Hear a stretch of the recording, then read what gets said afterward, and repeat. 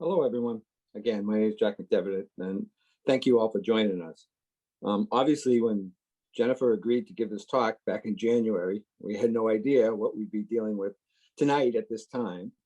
But as I'm sure all of you know, the verdict is about to be given in the George Floyd homicide case. And we're in many ways really lucky to have Professor Cobbina here to help us give some context to the events that we're all paying attention to in Minnesota. This has been an amazing period in this country, a dialogue around policing, how we can hold police accountable, how we can, what role should police play? Should police be involved in cases involving mentally ill individuals? And also, for me, I guess I'd say it's a conversation about the culture of police organizations and the need to shift that culture. As I think about George Floyd's death, I think about an officer who kneeled on his neck for over 9 minutes. I think about 3 officers who stood by and didn't intervene. And then I think about a police department in Minneapolis that had a policy against chokeholds and a policy that requires officers to intervene when they see an officer doing something wrong. And yet they didn't. And so I think that we are in a point of having a conversation about police in the United States. And we're so fortunate to have Professor Cobbina here to be able to share in that. As Amy will say, as we get to the point of the verdict, we may take a moment to have a pause and start a conversation. We'll see how Jennifer wants to handle it. But we'll be paying attention to this as it's coming up across right now. So let me introduce the director of the School of Criminology and Criminal Justice, Professor Amy Farrell. Amy herself is an expert on police misconduct and race. Her edited volume, Deadly Injustice, Trayvon Martin, Race in the Criminal Justice System, thoughtfully dealt with all of these same issues. So I'll kick it over to Amy here, and I think they're about to read the verdict. All right. Thanks, Jack. Should we pause? Yeah, I think we should. Okay.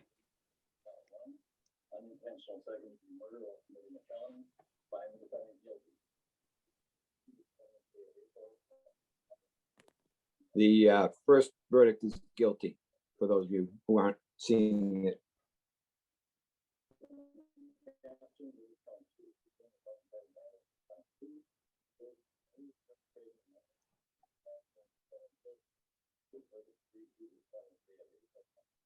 Guilty on the second charge.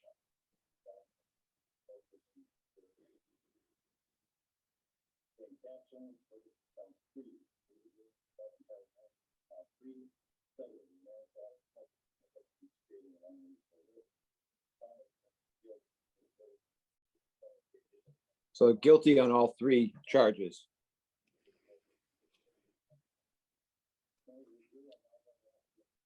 So they're going to poll the jury now, but we can, Amy, you can come back to it. Jennifer, thank you so much for your patience and working with us through this incredibly unusual time.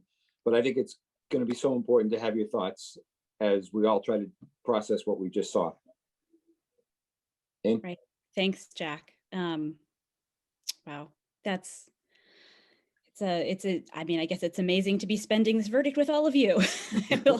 We will remember where we were in this minute of having the ability to have a conversation. I'm sure everybody has a lot of thoughts and emotions that are running through their head right now, some of which don't necessarily involve you sitting in front of a Zoom screen with all of us, but instead involve you reaching out to people in your networks, reaching out to people who you care about and love to process this verdict. Obviously, this is a verdict that people were, believed would go in this direction. I think people feel a sense of some potential for there to be conversations about justice that begin to happen. This verdict isn't justice. I don't think anyone would say at the end of the day, this is it, right? This is all is done. We're done. This is a good verdict, and we move on. I think this is the beginning of long, hard conversations that have been going on for a long time. So I would just want to echo Jack's sentiment that I really appreciate deeply Dr. Cobbina's being here to do this tonight. And I think we just have to be flexible. This is going to take whatever form it's going to take. So Jennifer, if there's a point in this that you feel like you need to be done with whatever presentation you're going to make, you can be done, and we can just open it up to a conversation. If people feel like we need to stop and talk about things, I think that those are things we can put into the chat, and we'll be monitoring that. This isn't anything that there's a script for how to deal with the next steps on. So I think this is a safe space where a lot of friends are convened who believe in the importance of there being justice in this case, and there being accountability by the police, and there being some hard conversations about the role of racial injustice in our society that are continue to be sparked around this tragic incident. So without further ado, I suppose I will actually open this up to the event that it is, and we can take it from there. As Jack said, this is the fourth annual Schulman Lecture Series. It's a distinguished lecture series that the Institute on Race and Justice and the School of Criminology and Criminal Justice have been doing, obviously now for 4 years. Dr. Cobbina, who Jack will introduce in a minute, is among a very prestigious company of other scholars who have given the Schulman Lecture, including Ruth Peterson, Rod Brunson, Nancy Rodriguez, and now Dr. Cobbina. And we're really pleased that she's here tonight. We purposely, in many ways, thought about Jennifer for this talk, exactly for the book that she's going to talk about in the moment we were in a country. And so I suppose, you know, that this is what we thought in some ways we would have a conversations about, not just that it would be quite so fresh. I will kick it back to Jack to introduce Jennifer. Thank you for everyone who's here tonight. Hopefully you can engage, be with those who you love and support, and we can begin some conversations that hopefully will be meaningful. So thank you, Jack, and thank you, Jennifer, for being here tonight. Thanks, Amy. And I'd just like to take a minute to introduce Dr. Cobbina. We've heard a little bit about her already. She's an amazing authority on issues of race in the police and community. She's an associate professor at Michigan State University. Her primary areas of research are corrections, prisoner reentry, and she's also writing about race and gender and neighborhood context and how it impacts minority youth. Jennifer is a co-PI of an NSF-funded grant to examine how probation and parole officer interactions with female drug offenders affects their recidivism. The focus of Professor Cobbina's lecture today is her 2019 book by NYU Press, Hands Up, Don't Shoot, Why Protests in Ferguson and Baltimore Matter and How They Changed America. As you can see the cover up on the slide here. This book, one of the noted criminologists, Jody Miller, called an important and timely book which makes clear the need for real change in these dangerous times. We're not the only ones that look to Professor Cobbina for guidance. She's frequently called on from the media to help provide context for the current events we're all living through. And I think, Professor Cobbina, I think if I counted it right, you in 2020, you were in about 40 separate media outlets trying to provide context and giving some background to the kinds of reporting that was being done. So we appreciate that work that you do to help make the media and the public dialogue informed. So at this point, I'll turn it over to Professor Cobbina. Thank you. Hold on, let me just share my screen.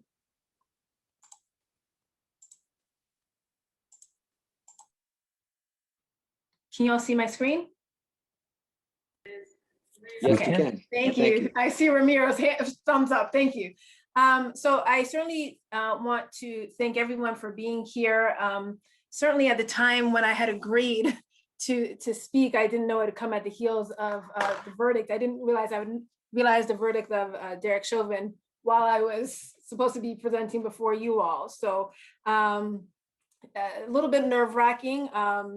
And I feel like we can kind of all breathe a sigh of relief a little bit. But for me, the first thing that comes to mind is the fact that many of us knew what the verdict should be, but yet we were still unsure as to what it would be, right? Because of the criminal legal system has not always been fair or just, particularly to Black and Brown people. I think that's a conversation worth having. But I'll first start off just talking about the book, and then we can open it up for question and answers and certainly comments. But again, thank you all for taking time out of your own schedule to be here. And I'm certainly grateful for the invitation to speak before you all.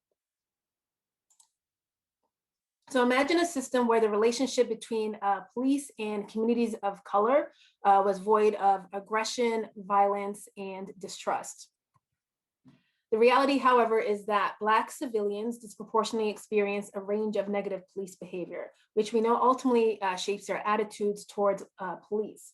But what's most surprising is that in the past 40 years or so in the United States, we have been doubling down on investments in the police.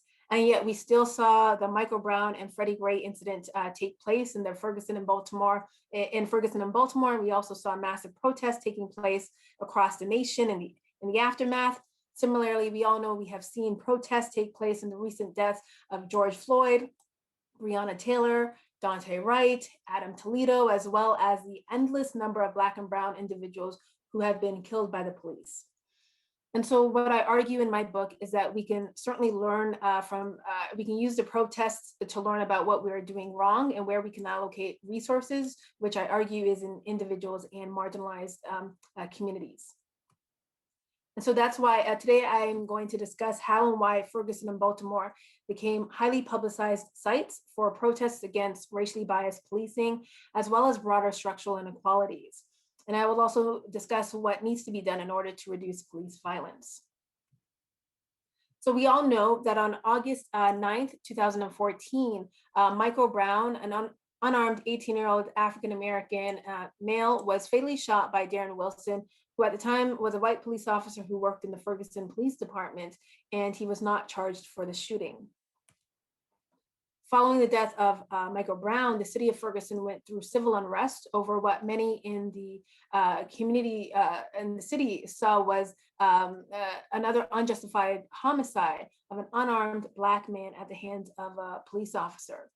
Protests and uprisings along with angry encounters with the police occurred following the shooting, and police handling of protests received strong criticism by the public due to its militarized response and excessive use of force. Again, very similar to what we saw in the aftermath of George Floyd's death when protests were taking place, as well as protests for so many other countless other Black individuals who've died at the hands of the police.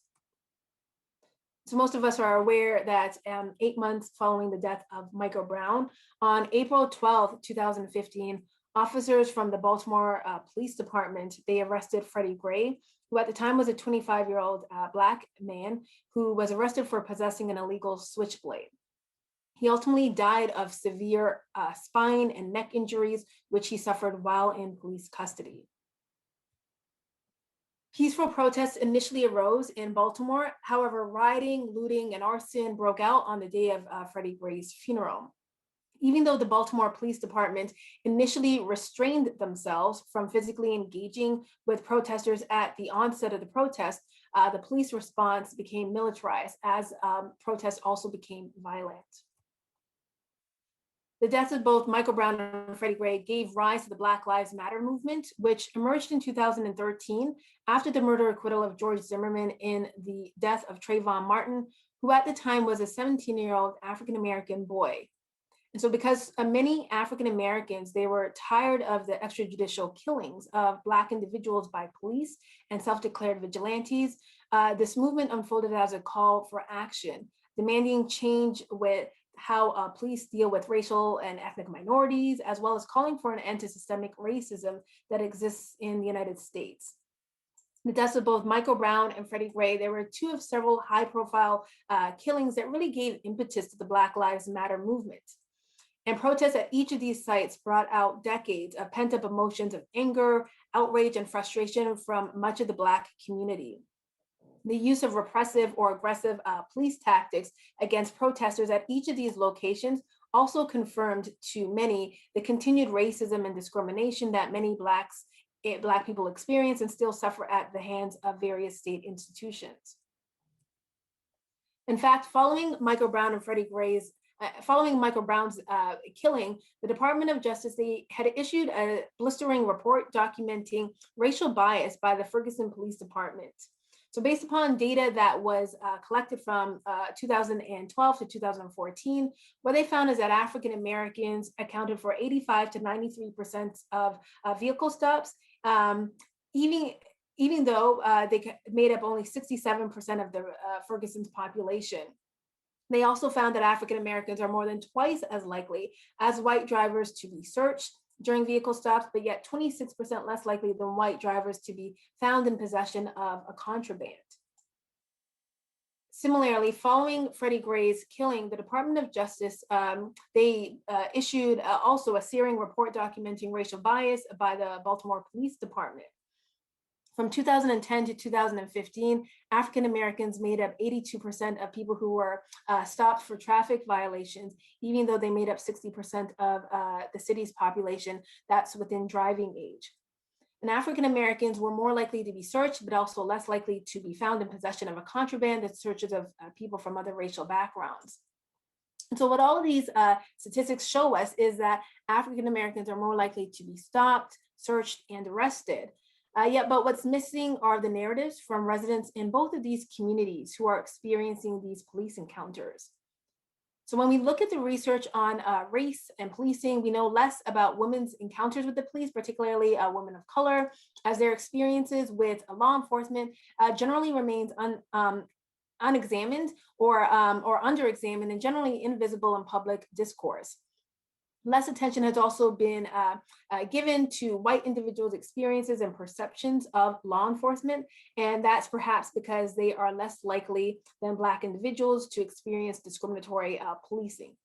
Yet the lack of attention to the intersection of race, gender, and policing is surprising, particularly because race and gender inequalities really cannot be understood in isolation of one another. And so that's why I do a deeper dive into these issues in my book. So in my book, Hands Up, Don't Shoot, I bring together research on race, place, and policing, along with scholarship on social movements with the aim of investigating how and why both Ferguson and Baltimore became highly publicized sites for protests against racially biased policing, as well as broader structural inequalities. Specifically, my book examines how Ferguson and Baltimore residents, how do they understand their experiences with the police, and how do these experiences ultimately shape their perceptions of law enforcement. In addition, I sought to examine what galvanized Black Lives Matter as a social movement and how police tactics during the demonstrations, how did that influence subsequent mobilization decisions among protesters, especially since the police were very militarized while policing demonstrations. So the study draws on in-depth interviews with 192 residents and protesters. Specifically in Ferguson, I had conducted initial and follow-up interviews, which were conducted in October and November of 2014. This was 2 to 3 months after the death of Michael Brown. In Baltimore, I ended up conducting a total of 92 interviews in June 2015. This was 2 months after the death of Freddie Gray. And so interviews in both Ferguson and Baltimore occurred during the height of the protests. So individuals were initially recruited to participate in the project, particularly if following both Michael Brown and Freddie Gray's death, they had engaged in some form of protest. That included marches, rallies, or demonstrations. But I also was well aware that some individuals may choose not to protest, but yet because they reside within the cities of Ferguson and Baltimore, they're still being impacted by what was going on. So I also chose to interview residents as well. And I recruited people by placing a flyer on social media at a local community college and university, the public library, as well as placing an ad in a minority newspaper in both of these cities. So I want to turn attention to the account of residents in both Ferguson and Baltimore. And here I examine their experiences and perceptions of police, where I documented both unfavorable as well as favorable encounters that people reported having with the police. So not only did study participants draw from their own personal experiences with the police, but they also included indirect or vicarious experiences that they had with law enforcement. That includes experiences that they had, for instance, not directly, but through family members, friends, colleagues, and neighbors.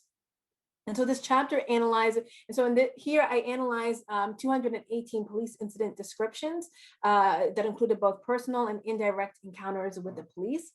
And of the people who had experiences with the police, 148 of these negative interactions, essentially a third of these interactions were said to be negative in nature. 68 of these interactions, 148 of these interactions, 2/3 of these interactions were said to be negative in nature, 1/3 of these interactions were said to be positive in nature, and 2 were said to be neutral. And so I will first focus on the common themes identified regarding negative encounters with the police. There were 4 common themes that I identified. The first common theme identified had to do with aggressive policing. So in the study, 30% of negative interactions were described by residents as being overly aggressive and or physically violent. Among those who reported such police interactions, 42 were Black and 4 were white. And so there were some who reported accusations or threats of physical abuse, even though they themselves were not involved in criminal activity. For example, Montel, he described an incident in which he said he was stopped for a bogus claim by the police that something was wrong with his tags. And he stated that during that incident, that one thing led to another, and I'm getting body slammed on my face by the police. Some also described police acting aggressively towards male residents in high crime neighborhoods. Arnold described an incident in which he stated that in his neighborhood, police often assume residents are drug users or drug dealers, and they fail to approach residents in a calm manner. So he stated that the police, they're screaming right out, they come out right with the aggression first.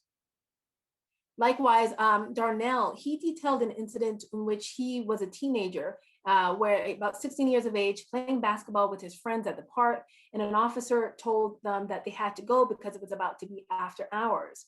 The boys, they all agreed that they would leave, but when the officer left, Darnell and his friends wanted to finish up playing the game, and he stated that this is what happened. The officer comes back, he says, "Didn't I tell you, mother effers, get the F out, you guys need to leave." My friend throws a rock at his car, he comes back, calls another squad car. There's about 6 of us and they just whooped on all of us. They hit me in my face once, my ribs twice, saying y'all need to get on. So there were a few Black residents in the study who were physically abused, and they did admit to engaging in criminal behavior. However, they also expressed that despite participating in illicit activities, they expected officers to operate within the boundaries of the law. And while most residents' accounts of police encounters were experienced within the context of not engaging in any type of criminal activity, for those who did engage in criminal activity, they were more likely to become the recipients of police misconduct, particularly severe forms of police misconduct. These residents' accounts actually coincide with reports from the Department of Justice in both Ferguson and Baltimore, which revealed a pattern of excessive force that was used disproportionately against Black residents. I should also mention that some residents also reported that Black officers were aggressive as well. Specifically, 25% of the people who I spoke to in the study made such claims. And they often came from Black Baltimoreans who actually had direct encounters with Black officers. For instance, Davina stated that Black police, they cursed a Black guy out and whatever, they sling him around, because I've seen them sling my son around, sling him around, throw him against the wall, just like Freddie Gray. So Davina's views of Black officers were tied to her having observed the differential treatment that they displayed towards men, including the harsh treatment towards her son. And so as a result, Davina viewed police officers, Black and white, in an unfavorable manner. So among the 148 negative police encounters that were reported in the study, 48 or 1/3 of these interactions were described as racial profiling. Study participants often emphasize the arbitrary nature of officers' decisions to stop and question, particularly young Black males.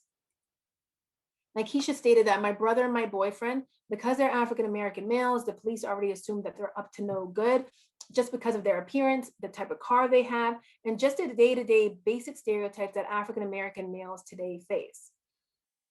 So participants in the study were aware of the heightened they were aware that the heightened police suspicion of young Black men had to often do with extra legal issues. So legal reasons for being stopped include having, for example, faulty headlights or taillights, speeding, or erratic driving. However, extra legal reasons, also known as investigatory policing, tends to be shaped by factors such as race, ethnicity, gender, and personal characteristics such as clothing, hairstyle, and tattoos. And so ultimately, young Black civilians believe that they were often frequently targeted by police for these reasons. For example, Tyrone states, if you've got tattoos and you're young, you a target. I could just be walking down the street, minding my business. I can have my shirt off and the police just pull up on me. What are you doing? Where are you going? They start asking me questions like they're my parents. Because the majority of residents who were targeted, they couldn't understand why the police would view them with suspicion, particularly when they were engaged in lawful activities. There were a few who did defy police officers' commands. And Tyrone's account is illustrative because I'll show you in a moment that he explains an incident in which an officer stopped him early one morning while he was on his way to the bus stop to go to work. And he states that this is what happened.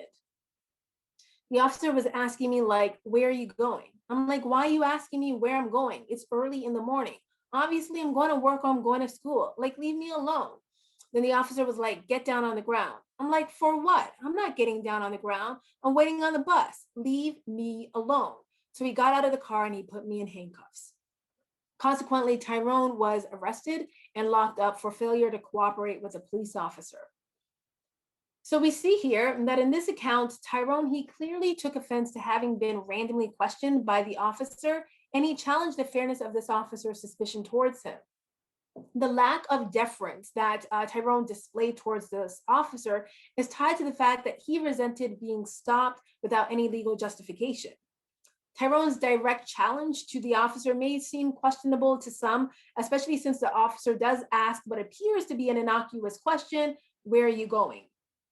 But Tyrone, like many Black men in the study, they were routinely viewed with suspicion for being out of place, particularly when they traversed through largely white or middle-class spaces. In addition, Tyrone, along with countless others from Ferguson and Baltimore, they were often predisposed to mistreatment from local police officers simply because of where they resided. And so ultimately, entire neighborhoods were criminalized regardless of whether or not residents themselves were actually engaging in criminal activity. And I should say, however, the question, where are you going? It has an onerous history. Prior to the Civil War, slave patrollers, they constantly questioned the activities of slaves. In an attempt to control their movements, authorities enacted criminal statutes that ultimately prohibited slaves from leaving their master's property without a proper pass.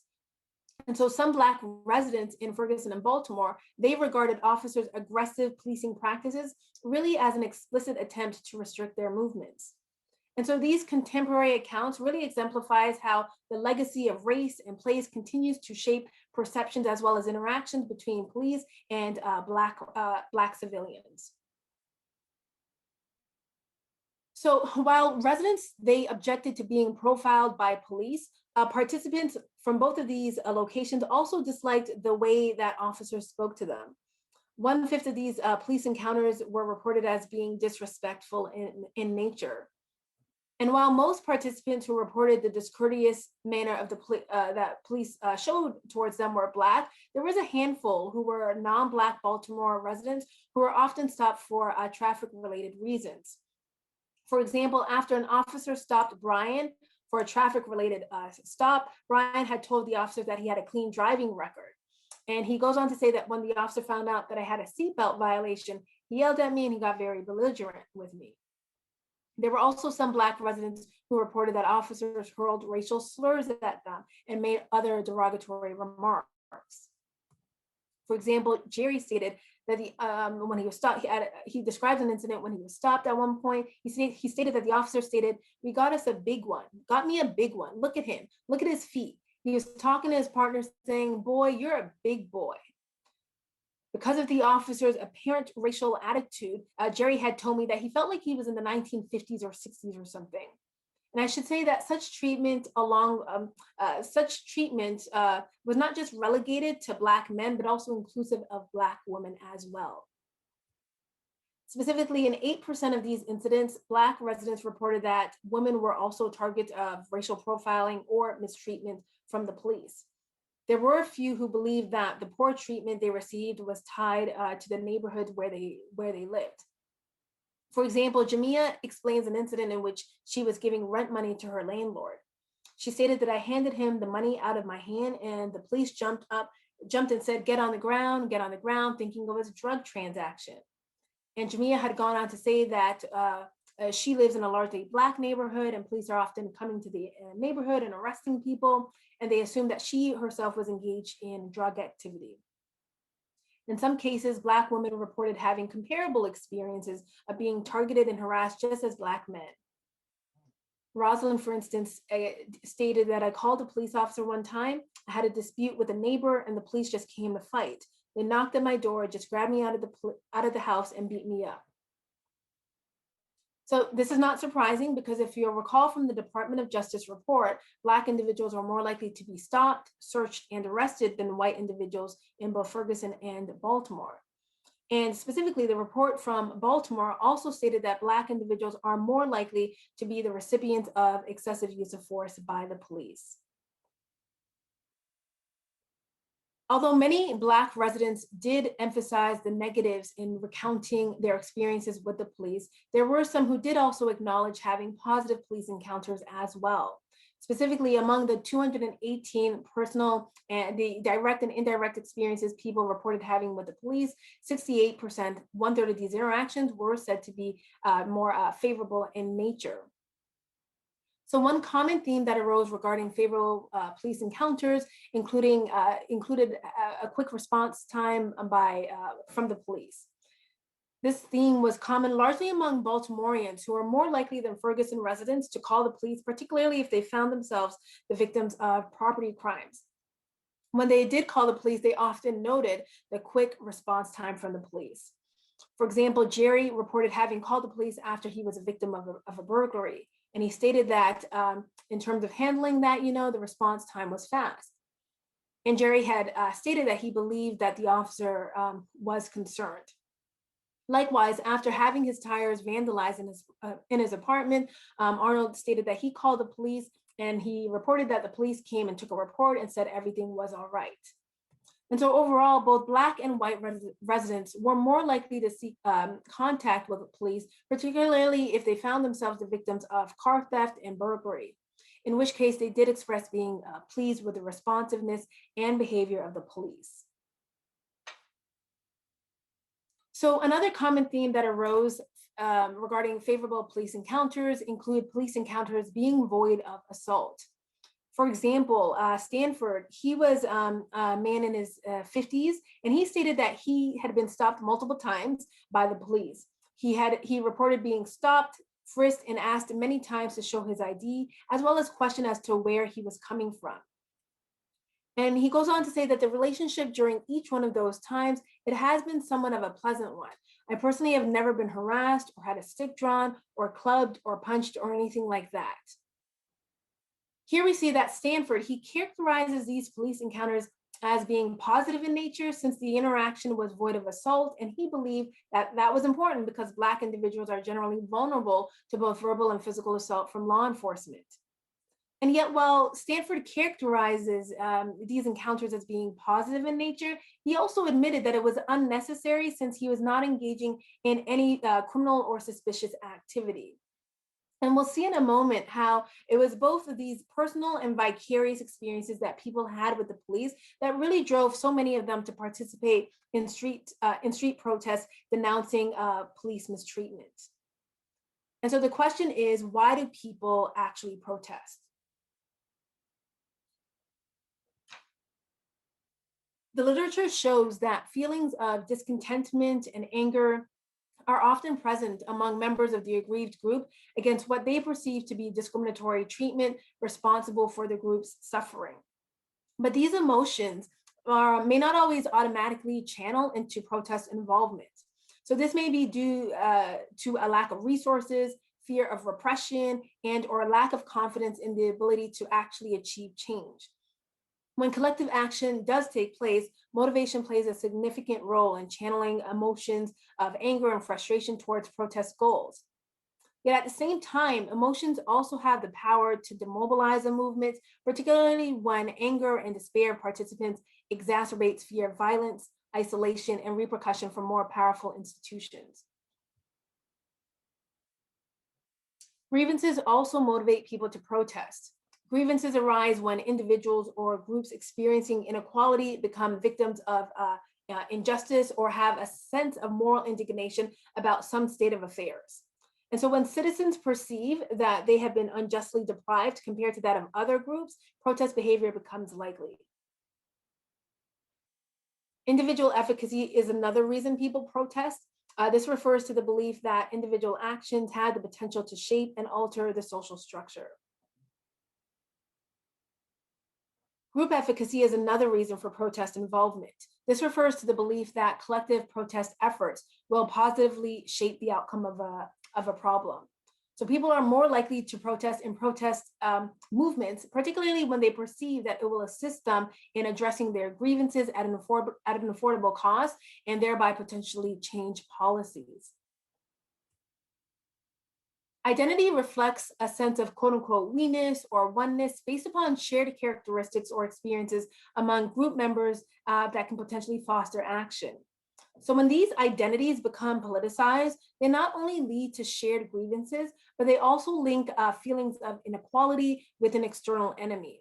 So when people identify with a group based upon certain characteristics such as race, ethnicity, gender, age, etc., they are more inclined to protest on behalf of that group. So while emotions, motivation, and grievances and identity, these are all important factors that lead individuals to join protests. However, such factors are tested when protesters encounter aggressive policing during protests. This is also known in the literature as protest policing. Given that most high-risk protests involve actions against the state, the police are often called upon to suppress protests. So in the 1960s and 70s, protest policing was based upon the philosophy of escalated force, in which increasing violence on the part of protesters was met with increasing force from police officers. This approach was primarily confrontational and aggressive in nature. The brutality of the 1960s policing led to an alternative approach, that being negotiated management. And this was common in the mid-1970s through the 1990s. This approach is focused on the underlying philosophy towards protection of free speech, tolerance for some disruption, de-escalation, and the avoidance of police force unless absolutely necessary. Here, the protesters and police, they negotiate the use of protest permits that define the nature and particulars of the protest in order to decrease disruptiveness from protesters and limit the need for police violence. However, as negotiations become less likely, protest policing shifted to what is called strategic incapacitation. So this is where militarized policing was used to diffuse potential threats to public order. The strategic incapacitation approach incorporates numerous policing tactics aimed at neutralizing unruly protesters through the control of physical space, the deployment of new weapons, increased use of less lethal weapons, the use of arrests, establishment of no protest zones, as well as intensified use of surveillance. So as I mentioned, one response to handling grievances such as police violence and mistreatment is to protest. At times, protests can go well. For instance, in response to Baltimore protesters, the response to Baltimore protesters was very distinct from Ferguson protesters. During the onset of protests in Baltimore, the police department initially responded with force restraint. That is, there was no deployment of lethal force, and there was also minimal to no deployment of less lethal force when protests initially began. Because of the soft approach that police initially took, 1/5 of these interactions particularly from Baltimore protesters, were actually favorable in nature. That is, 1/5 of Baltimore protesters had much more favorable impressions of protest police than protesters in Ferguson. For example, Jonathan stated that police was talking to demonstrators and the police wasn't aggressive at all that day. Likewise, Brianne says that the police handled things very well when she protested and that they were very peaceful. And even those who did not necessarily have favorable perceptions of the police acknowledged that the police responded appropriately. Deanna stated that I think they did all right because they could have done a lot of killings. Nevertheless, the tactical strategies used by the Baltimore Police Department, it was not without problems, as this quote unquote soft approach to policing eventually became militarized, particularly when the Baltimore Police Department gathered intelligence that demonstrations would take place at a local mall. When the Baltimore Police Department learned that some students were planning to engage in criminal activity, dozens of police with riot gear, helmets, shields, and an armored vehicle confronted the students. When police prevented the students from going home, some students responded angrily by throwing debris and rocks at them. And a SWAT armored response vehicle ultimately deployed a chemical agent and smoke to disperse the crowd.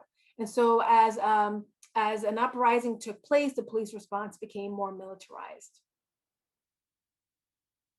In many cases, officers can be aggressive and violent when policing protests. There were several themes that illustrate this, particularly in Ferguson. The first was verbal assault. In particular, there was a couple of handful of Ferguson protesters, all of whom were Black, who described experiencing verbal assault. Such sentiments were more common amongst those who were protesting on the front lines, who said that officers spoke to them in a belligerent manner and also called them names and used racial slurs. For example, Monique stated that Ferguson police called us monkeys and the N-word, and which led Monique to conclude that the Ferguson Police Department, they're racist.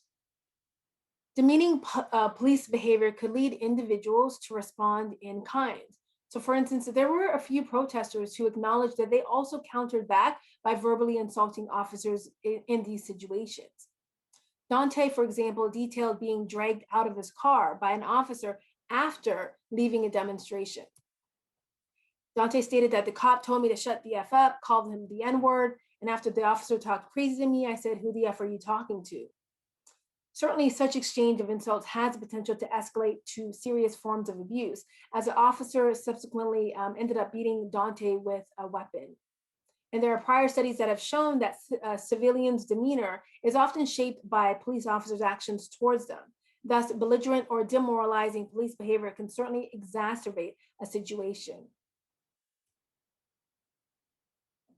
The use of tear gas by police was another theme that illustrates police aggression and violence. In Ferguson, 32 protesters reported that law enforcement relied on less lethal yet extreme measures to manage protests, including the deployment of tear gas and the shooting of rubber bullets at demonstrators, as well as other chemical weapons, other chemical agents that were used during protest events. For instance, Clayton, he detailed an incident the one time that he went to go protest on the streets. And he had talked about how officers were throwing tear gas during peaceful demonstrations. He stated that the tear gas that it not only burned, but he expressed a great deal of frustration because there was nowhere to run because police had blocked both sides of the street. And so Clayton stated that that was the only time where I felt like, okay, they don't care. They don't care who they're hurting. They don't care if it's kids, or they don't care if you're out here to protest in a positive way. They against us. They want to hurt us. That day, that was the worst I ever felt about the police. It was like, okay, this is what you get. They was treating us like we were animals. So I should say that up until this point, when I had kept probing Clayton in terms of whether or not he had negative or positive encounters with the police, he really didn't have any. His accounts were very neutral, but yet it was this incident right here that he experienced while protesting for the first time. This is actually what colored his perceptions towards law enforcement. In Ferguson, 23 protesters also mentioned the threat of gun use by the police. For example, Javon, he had stated that he described an incident where he was protesting and stated that all the police, they had their guns drawn. I was on the passenger side, my cousin was driving, and the officer put his gun to me, was like, "Don't move, let me see your hands." but I already had my hands up though, because it's hands up, don't shoot anyways. He told me to get out, gun still drawn to my head. And I'm like, why is you got the gun out for? I'm only peacefully protesting. And he put me in handcuffs and they had me to the ground like for 2 hours. Such aggressive behavior instilled fear and alarm amongst those who were peacefully protesting. And it also increased the perception among many protesters that police were reacting in a militaristic manner. In addition to the threat of gun use by police, 14 activists reported having witnessed or endured physical assault from law enforcement. This was particularly more common amongst those who were protesting on the front lines, and women were not exempt from enduring such physical assault. For example, Asia stated that me and my daughter witnessed a young woman get hogtied. The police choked and hogtied her. Similarly, Darius stated that officers knocked one of my organizational members, they knocked her out and they hogtied her. And so given the tactics used amongst protest police, I was also curious, how do protesters respond? Specifically, how did the repressive actions by police affect protesters' willingness to engage in future activism efforts? And what I found is that the answer to this question really varied based upon the type of protester. So I had identified 3 distinct characteristics that protesters manifested depending on their current commitment to the goal of protesting. So one type of protester that I had identified is what I call the revolutionary protesters. So these are individuals who participated in some form of protests either every day or every other day. Many of them had stopped going to school or stopped working. Many had reported either sleeping outside on multiple occasions following a protest event. And there was a great deal of individuals who believe ultimately that their whole purpose in life was to facilitate protest events and collective action efforts in order to spotlight the inequities within the criminal legal system. And so overall, they expressed a deep level of commitment to the protest movement. Another type of protester was what I call the intermittent protester. Intermittent protesters were those who engaged in some form of protest at least 4 more times.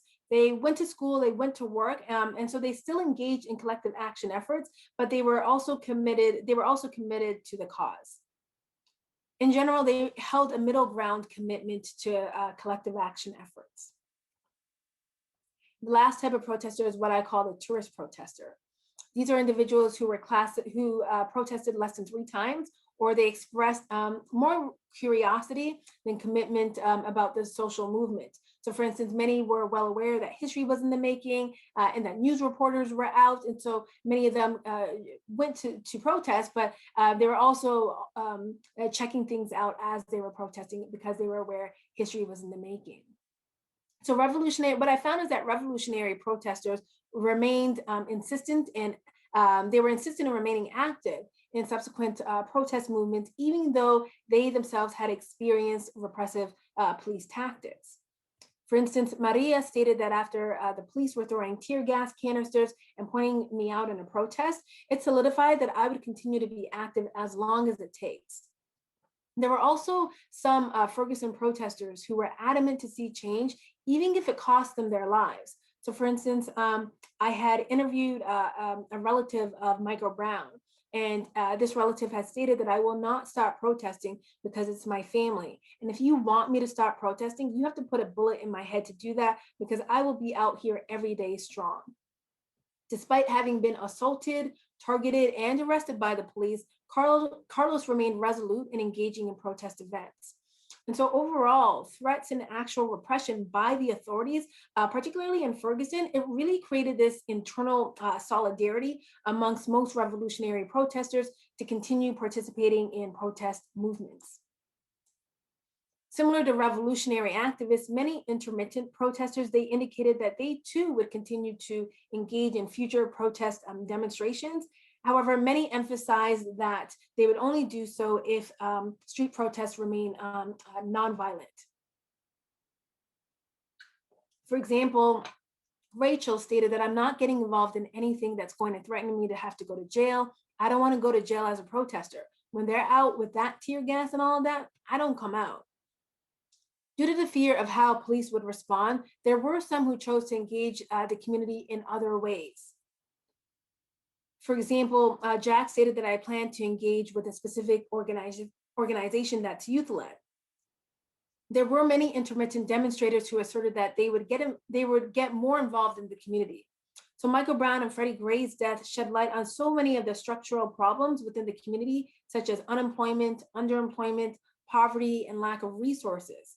And so as a result, intermittent protesters chose to become more engaged within the neighborhood and try to assist neighborhood youth.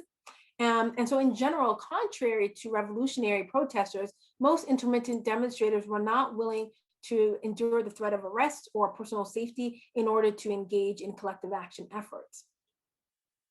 There are other tourist protesters who expressed some fear in continuing to engage in street protests because they were largely deterred by the use of repressive tactics by law enforcement. For example, Latoya stated that after my experiences and things that I've seen, I'm not afraid to admit that I'm a little scared to get involved. Even though tourist protesters were generally deterred, however, from engaging in street protests, there were many who did get involved in collective action efforts within the community. For example, Helen states that I plan to teach about the political process and the political system.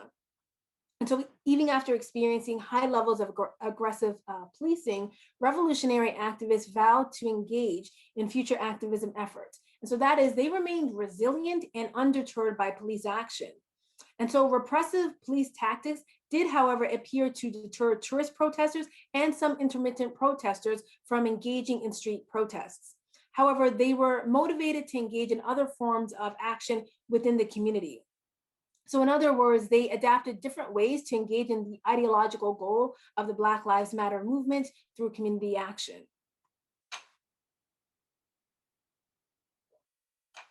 Overall, what I found is that most protesters and residents in the study, the majority of whom were Black, had negative experiences with the police. And these negative experiences ultimately shaped their perceptions of law enforcement. And so the cumulative impact of negative police encounters in Ferguson and Baltimore is really what set the stage for reactions to the killings of Michael Brown and Freddie Gray. The incidents people had with the police did not occur in a vacuum or in isolation, but happened on based upon a long-standing history of cumulative experiences that were based on direct and indirect experiences with law enforcement. Negative views of the police can best be understood by taking into consideration the nature of policing in predominantly Black neighborhoods. Police generally define areas of concentrated disadvantage with large minority populations as quote unquote bad areas that comprise of a large number of suspicious people and activity. Police often view residents of poor neighborhoods with greater suspicion than those residing in middle class or more affluent neighborhoods. And so essentially the socioeconomic status of the neighborhood can be ascribed to individuals in that neighborhood, regardless of whether or not one is actually engaging in illicit criminal activity. And so in fact, a suspect's mere presence in lower class, high crime neighborhoods increases the chance that he or she will become the target of proactive police surveillance, aggression, and arrest. And so much of this is rooted in stereotypical assumptions of Blackness. Since Black individuals are more likely to reside in poor, high crime neighborhoods, they have increased contact with the police, which ultimately intensifies the opportunity for conflict between police and civilians.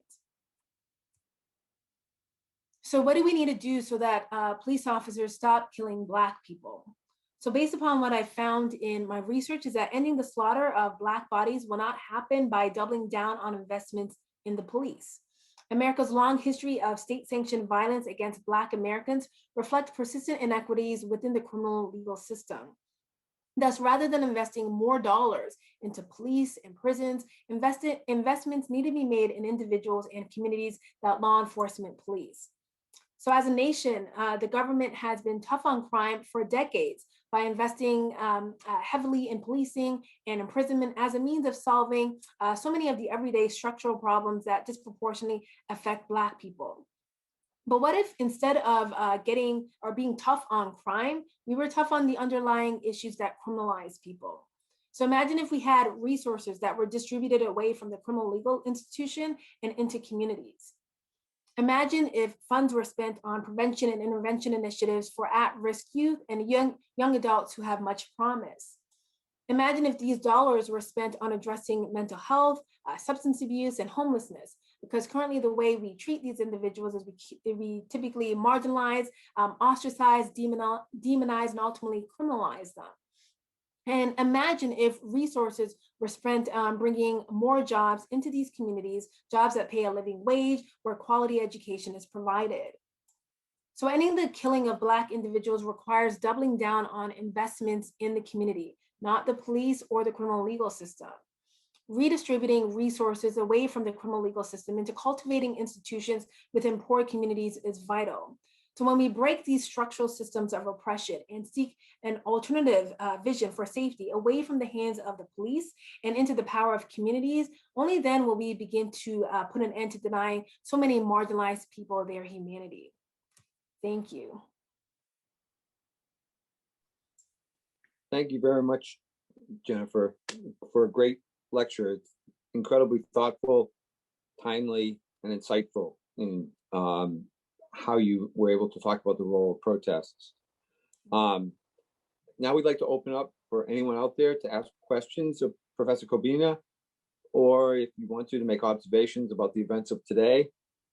I'm happy to also take comments. Yeah. Thank you. Which I have to say, I'm also processing as well, so. Exactly. I think that you could either raise your hand in the raise your hand function or put a question in the chat. I'll monitor that for you.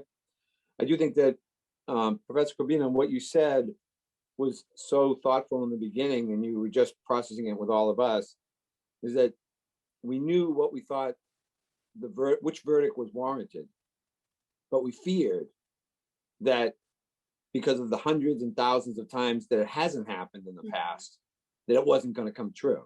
Yeah. So it is the case that that's the history that we have, and I can't think of this as a watershed. I hope it is, but I can't think of it as that. Yeah, absolutely. I kept thinking about that too. Like, it felt like many of us were collectively holding our breath, waiting for this verdict, to something that is quite clear to all of us what the verdict should be, like hands down, no questions asked. And yet we were still holding our breath.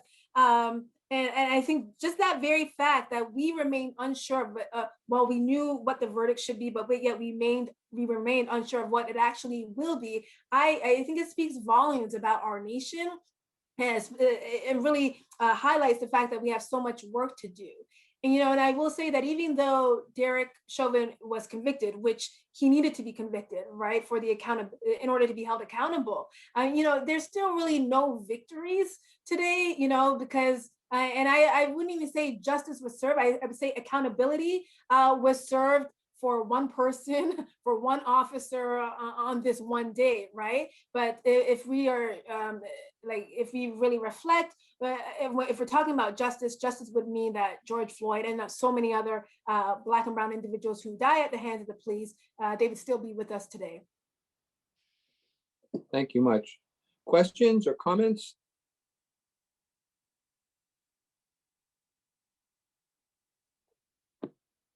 Well, while people are formulating, okay, Sam, thank you very much. Go right ahead.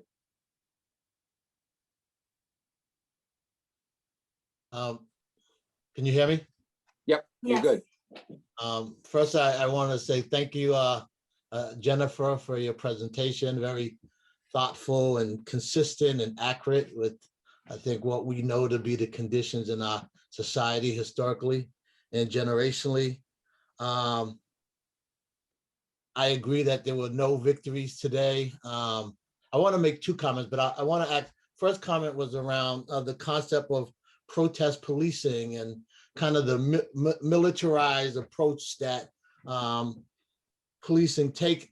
And I was thinking about the insurrection on the state capitol, and I'm trying to understand. So what do you think was the psychology of law enforcement in that situation where the crowd were white people breaking the law, and why might have been the psychology of their approaches different from, obviously, if there were Black protesters So that was the kind of main question. And then the last thing I would just say as a statement, I am truly happy and celebratory around the response.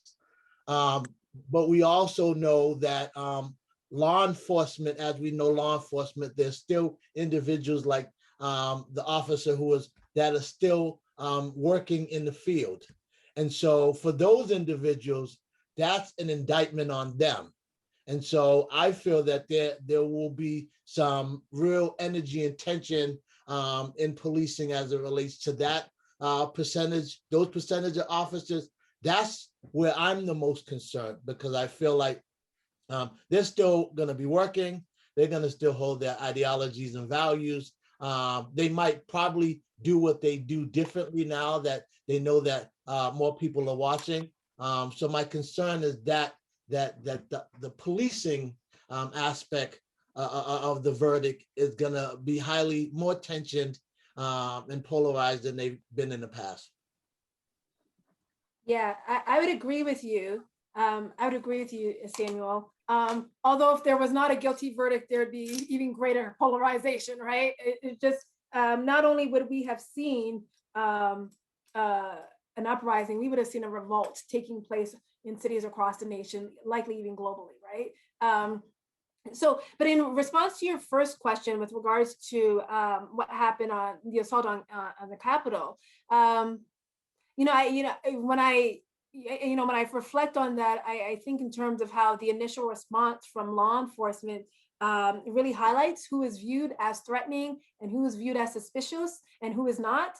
We know as criminologists, crime is racialized such that Black and brown individuals are often viewed as threatening and suspicious, while white individuals are not.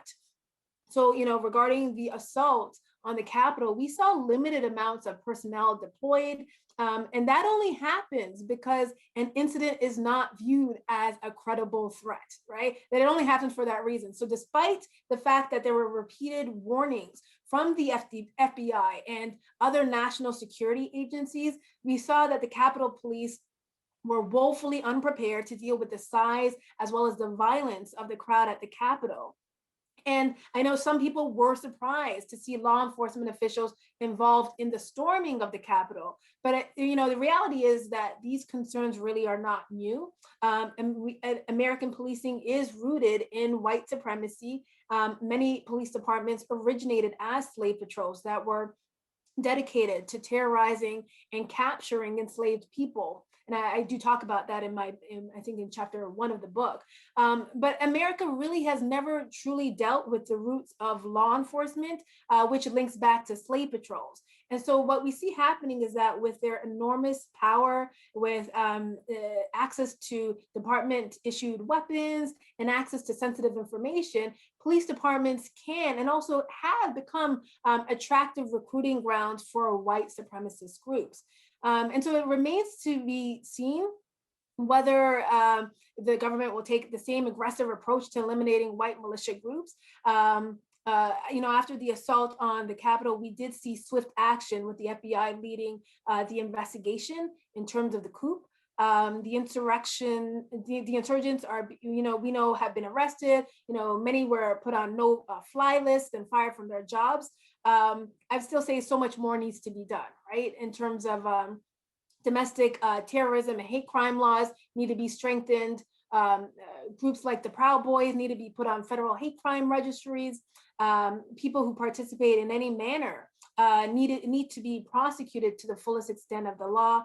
As well as police officers and even politicians should be investigated for any links to white supremacist organizations. And then finally, I would say that law enforcement and military background checks should be expanded to include an evaluation for the presence of any anti-Black bias and links to white supremacist groups. So I hope that answers your question, Samuel. Thank you so much, Jennifer. Other questions or comments? Ramiro.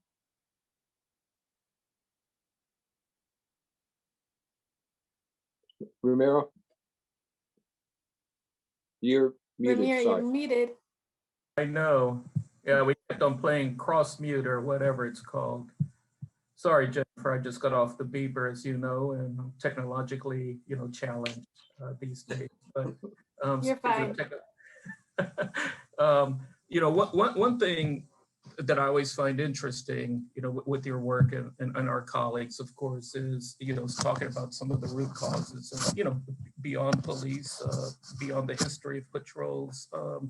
You really talk about doubling down on investing in communities, right? Do you have anything, specifically that you would fund first? For example, let's say education, work programs.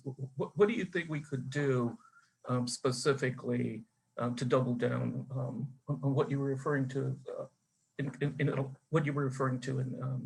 in community investments? Yeah. So so when I talk about, so essentially what I was talking about in the book, but I never refer to it. I said it, but never use a tag like defund the police, right? I think it becomes really important to address all of the structural problems within marginalized communities.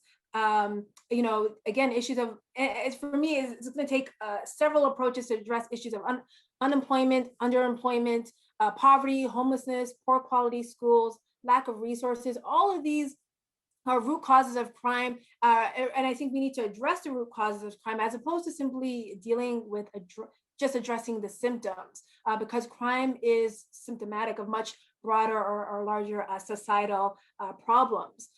So a lot of research shows what works to prevent crime. That is, if we want to reduce juvenile justice involvement, we need to do our best to support families. If we want to reduce homelessness, then we need to provide affordable housing. If we want to reduce unemployment, we need to provide jobs. If we want to reduce poverty, we need to provide jobs that pay a living wage. And if we want to reduce drug overdoses, then we need to provide drug treatment. So what I would argue is the need to ameliorate the conditions that give rise to high levels of crime, because it is inappropriate for us to rely on the police to solve these issues, who, if they're not adequately trained to do so, or even capable of doing so, what I would say is that it sets up the police and society for failure. So I do believe we need to do all we can to address so many of the problems that take place in marginalized communities that cause police to even continue to surveil these neighborhoods. And so one thing that I will say that actually gives me, I guess, some, I guess I won't hope, I guess, there are a number of innovative approaches to promoting safety and well-being outside of policing. For example, leaders in Austin, Texas, they reduced their police budget by almost a third, which is one of the biggest funding cuts so far that we've seen in the US. And what they did is that the city spent part of it to operate a hotel that will help people make the transition out of homelessness. And there are many advocates who say that this is just one example of spending police money on something that could help to reduce even the need for law enforcement. But other innovative approaches include, there's an organization, for example, called Advance Peace. This is a nonprofit organization that is committed to ending cyclical and retaliatory violence. And they do this by investing in the health as well as the well-being of people who are most likely to perpetrate gun violence.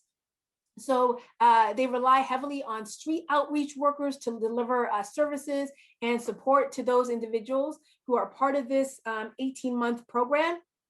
And there have been some outcome evaluation studies that have been done in both Richmond, California, Stockton, California, and Sacramento, California. And they found, for example, in Richmond, they found that there was an 82% overall reduction in total shootings involving death or injury since the program started. Similarly, in Stockton, California, there was a 40% reduction in homicides since the launch of this Advanced Peace program. And so what makes this program different from others is that they really focus on trying to center the healing, dealing with the trauma of so many people, because we know that hurt people. And so they attempt to try to meet the needs of individuals, investing the time, attention, and services to meet their needs, while centering healing and affirmation for these individuals. This approach is really rooted in love as opposed to anti-Blackness. And so we are seeing there are some positive results, certainly at a smaller scale. That's just one example of an innovative program. Similarly, Cure Violence is another organization that really takes sees the spread of violence as looks at it as a public health issue. Again, they operate independently of law enforcement and rely on violence interrupters to stop violent incidents through direct intervention. So they rely. So I think when we see, I am encouraged when we see communities, grassroots organizations, and nonprofit organizations really trying to figure out how to deal with conflict and harm within their own communities, as opposed to relying on law enforcement, which we know in some cases have proven to be quite fatal for Black and Brown individuals. So I don't know if that answered your question, Ramiro. Thanks. Yes. Thanks so much, Jennifer. Other questions or observations? Amy? Thanks. I just wanted to start by saying, Jennifer, thank you so much for that. It was a really wonderful talk, very insightful, a lot to think about as we all are processing what is happening right now. And I wanted to come back to the important statement that you made about the fact that this isn't justice, right? This is maybe a step in a process of justice, but more than anything, this is a verdict that everyone knew should have happened. And the place we would be in if it didn't happen is, is one that I don't know we come back from, right? So this is, it's like we're just holding on by a thread, and that thread didn't break, but that doesn't mean that this is justice. And I want to think about, I kept thinking as you were talking about legitimacy theory and thinking about the notion of voice and the idea that protests in many ways are one of the ultimate ways in which people have or take back a voice, right? And attempt to hold institutions to a standard of being legitimate. And, for this notion of sort of audience legitimacy, the idea that like voice is reciprocal, right? Not only people can't just yell at institutions that they want to be legitimate, but those institutions have to respond back and show that they've heard people's voices, that they understand them, that they're taking action. And then there's a dialogue, right? This dialogic legitimacy. And I wonder where we're at in that, right? So in this moment where there have been protests, right? And what you heard from your subjects was people wanted to be heard, people wanted to be understood, people wanted reform. People wanted to be safe. People, didn't want to die. Where do we go from there? What is said? What comes back? What's the conversation? How do institutions show that maybe they're not in a place of being legitimate, but what do you think is the next stage in this conversation of this dialogic legitimacy, if there is one? Yeah, I think that's a great question. I think I think we're going to continue to have conversations about police accountability, and rightly so, right? In terms of what else needs to be done. While I certainly, like all of us, were certainly hoping and praying that Derek Chauvin would be found guilty, what I don't want to happen is that we just stop and feel like, okay, that's it, until the next case, right? Because we know there's going to be another incident, unfortunately. And so this is really about analyzing the system that has proven to be quite oppressive, right? So what else can we do to ensure that this doesn't happen again, right? I would say that there's so much things that can be done to hold officers accountable, right? So even from, for example, restructuring like civilian payouts for police misconduct, right? So currently, civilian payouts are paid, most of us know, is paid through the general city funds, not police departments. Cities have paid millions of dollars for police misconduct. And if the city's on the hook, it means that it's our taxpayer dollars, right? So just to provide some context, Chicago has spent $650 million in civilian payouts for police misconduct over the past 2 decades. We know George Floyd's family just received a $27 million civil settlement. And Breonna Taylor's family received a $12 million settlement. Tamir Rice's family, $6 million, Freddie Gray, $6.4 million, Michael Brown, $1.4 million. Like the amount of money that goes towards dealing with these settlements, is really expensive. And imagine if these dollars were invested in marginalized communities. One of the things that sociologist Rashawn Ray, states he recommends is shifting. Imagine if we were to shift payouts from taxpayer money to police department insurance policies, right? This is a very similar approach taken in healthcare when surgery goes wrong in the operating room. So comparable to the civil liability that hospitals have, police departments should have accountability rather than being absolved from financial culpability. So certainly the individual officer, yes, should be held liable, but so should the police department. Because it would lead one to think that one may think twice about how they handle the constitutional rights of individuals that they confront. Certainly, we know that there's been lots of discussion about ending qualified immunity, which is, I'm sure most of us know, but it's the legislation that prevents legitimate civil lawsuits from being heard when an officer violates a person's constitutional rights. And so that should be banned as well. In terms of further accountability, there's certainly a lot of conversation about the importance of having external investigations and prosecutions of police officers. If police officers take a life, then it should be immediately investigated by an external force and prosecuted by an external prosecutor. Because one of the things my colleague Nicole Gonzalez Van Cleve, talks extensively about, in her book Crook County, that prosecutors, however, are informally trained by DAs to step in line with the police version of the truth, even when a suspect is dead. And so there are many incentives to doing this, such that police officers often are the star witness of prosecutors and partners in law enforcement, and can often be ostracized if they do question an officer.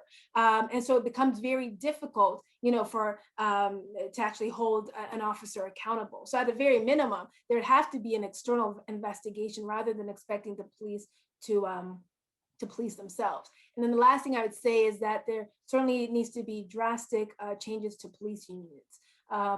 Police unions play a major role in shielding officers, which makes it very challenging to impossible to actually remove an officer from the force despite repeated shootings and other infractions. And so the union contract, all in the name of due process, has made it difficult to remove police officers whose records indicate that they engage in serious misconduct. And so these are just some of various ways to hold officers accountable, but it's not just going to be one thing. There's so much that needs to happen in order to ensure that we don't continue to follow this pattern of systemic oppression, where you do see Black and brown individuals genuinely fearful of their lives when they confront the police. Thank you. Josh, I see your hand up.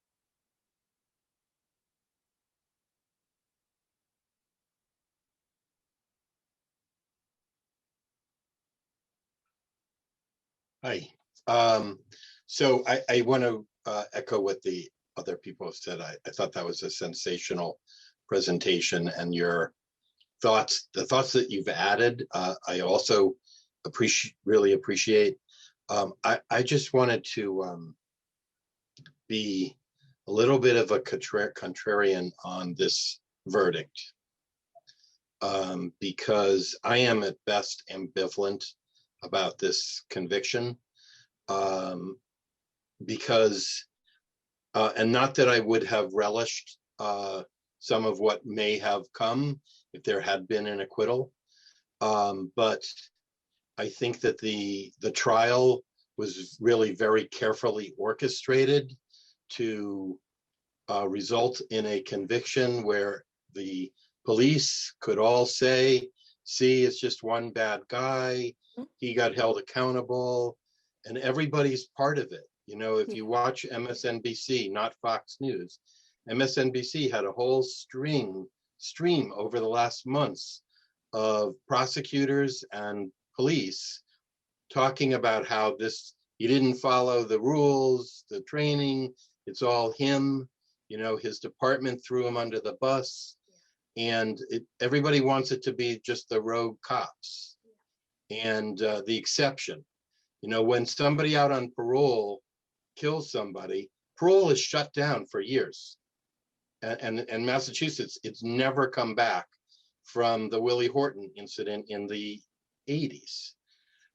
When a child dies, we suddenly are swamped in our child welfare system with the state pulling lots and lots of kids out of their homes, mostly families of color, even though the state is clearly a terrible parent.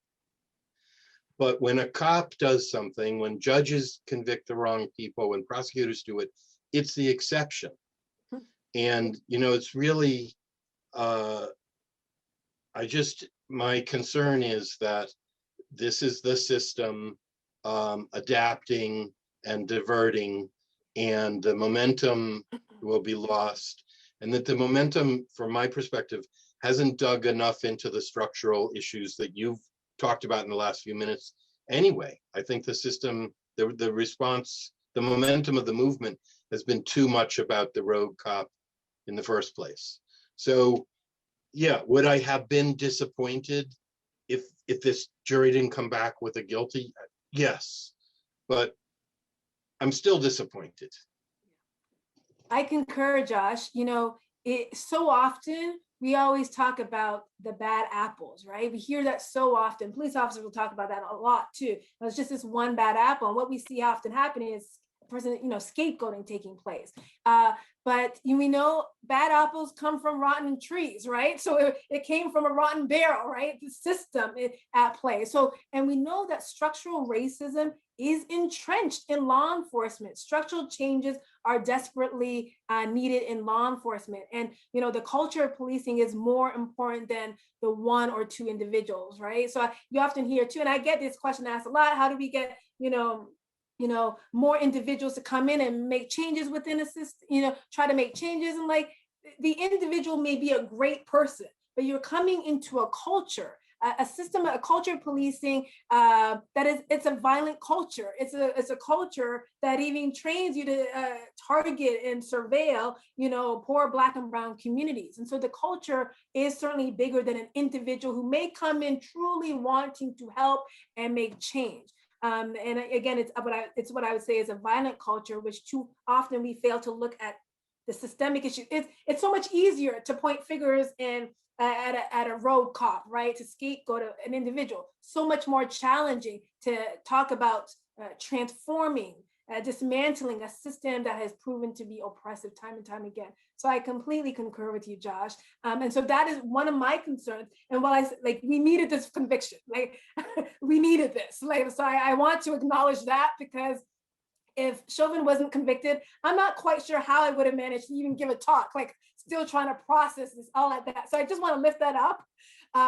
But at the same time, realizing full well, so many of us, I think many people will stop there, say justice has been served, you're good, you got your win. Like, so let's stop talking about race. You got your win, right?